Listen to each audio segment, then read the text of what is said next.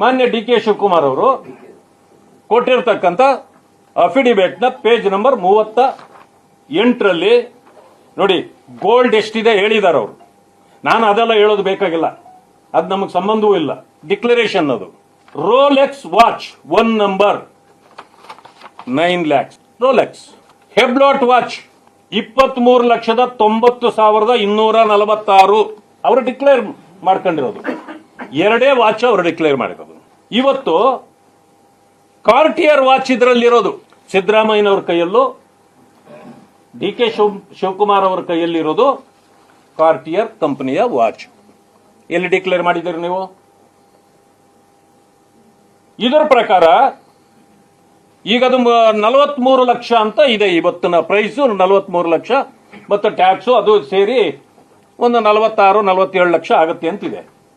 ಈಗ ಮುಗ್ಗ ಜಾಡಿಸಿದ್ರಿ ಬಿಜೆಪಿ ನಾಯಕರನ್ನ.